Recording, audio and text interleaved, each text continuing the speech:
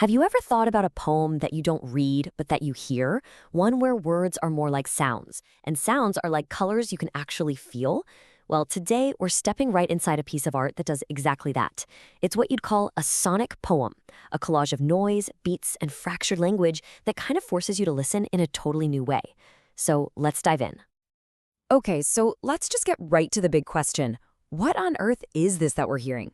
I'll be honest, when I first heard this, I was completely lost. It's not really music. It's not quite spoken word. It's just this experience. And as I've come to learn, that's pretty much the whole point. It's designed to throw you off balance right from the get-go. And then out of all that static, these little phrases start to bubble up, painting these really vivid but quick pictures. You hear a phrase like, adrift at sea, and all of a sudden you're there. You're just floating, untethered in this huge empty space. It's not just describing it, it's making you feel it through the sound itself. And then it gets even weirder, hitting senses you weren't expecting. Spider colors moving through the eyes. I mean, what does that even mean?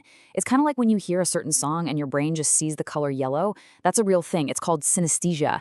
And this poem is just soaked in it, asking you not just to hear, but to actually see and feel the words. Right when you feel like you're completely lost in this sensory storm, you get a clue. This isn't just random chaos. Nope. It's all very deliberate. And it's part of a whole artistic movement that's been messing with our ideas of art for a long, long time. And this gives us our first real anchor. We're listening to concrete art. So what's the big idea here? The artist actually calls it poetry of a new time. And it's a huge break from how we normally think about language. This isn't about telling a story from A to B. It's about building an entire world from the ground up. Okay, this is the key to the whole thing. Think about it like this. In a regular poem, the word rose might be a symbol for love, right? But here, the sound of a word, the texture of it, the silence after it, that is the experience. The word isn't a signpost pointing to something else. The word is the destination. So how in the world do you build a poem like this? What are the actual raw materials? Let's pop the hood and take a look at the sonic architecture, the actual building blocks of this sound. It's really a clash of different worlds. You've got the raw, gritty feeling of underground noise just smashing up against the very intellectual, structured idea of concrete poetry. And what's driving it all? This relentless 160 beat per minute pulse, which is apparently powered by something called a drama machine and a bass synthesizer. It's that mix of the raw and the technical that makes it sound so unique. In this quote right here, this really gets to the heart of it. This isn't about writing a perfect song.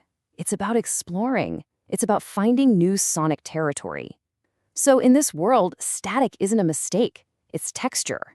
A beat that repeats over and over isn't boring. It's a way to create this subtle, almost hypnotic change. And then, bam, this word just hits you. Heat. It's this sudden blast of intensity, a flash of pure energy. It's not a word you just read or hear. It's a feeling you can almost reach out and touch. A jolt that just cuts right through everything else. So how do you actually put something so abstract together? Well, as we're going to see, the process itself is this really cool mix of old-school hands-on craft and a surprisingly modern, almost computer-like approach to language. I mean, it's so beautifully simple, isn't it? It sounds like making a scrapbook or a zine. You cut, you paste, you draw, you write. You can really feel the artist's hand at work here, that personal, physical touch in every single sound you hear. But this is where it gets really, really interesting. It's like a paradox. On one hand, you have this super personal, handmade thing that the artist says has a unique aura. But on the other hand, the process is described as an algorithm, a system of cutting, pasting, and rearranging that creates new meanings almost by itself. It's this fascinating dance between the human and the machine. So we've seen how this world is built, bit by bit. But what about the person who's building it? Well, it turns out the art is basically a mirror of the artist, a fragmented self searching for some kind of meaning inside the very noise they've created. And just like that, the abstract gets deeply personal. Out of this world of scattered sounds and images, one of the most basic human questions pops up. Who am I? And, this isn't just some line in a poem. It's a moment of pure vulnerability that hits you, way beyond just the art itself. But inside that uncertainty, there's also a kind of release, a little moment of clarity. For the artist, this whole act of creating becomes a way to find freedom. Maybe freedom from labels or from what people expect, a freedom to just be in all the complexity. But it's not a simple happy ending. That moment of freedom, it doesn't last. The search goes on. It's this constant push and pull, a dance between feeling free and feeling trapped. And honestly, that's what makes this whole thing feel so real, so human. The struggle doesn't just neatly wrap itself up. And a lot of that search seems to be about our connections with other people. You can hear it in these little fragments. They sound like snippets from a really difficult, honest conversation, don't they? There's this sense of duty, of emotional responsibility, but also this feeling of being stretched so thin you're about to snap. It's the sound of a heart right on the edge. And there it is again, that word heat. Only this time it doesn't feel like the heat of creation. It feels more like the heat of friction, the intensity of a human connection, the fire of emotion when things get really, really complicated. So after all of this noise, all this struggle, what are we left with? Well, it's not a neat, tidy answer. It's something way more powerful, a feeling, an atmosphere. It's what the artist calls the aura of the work.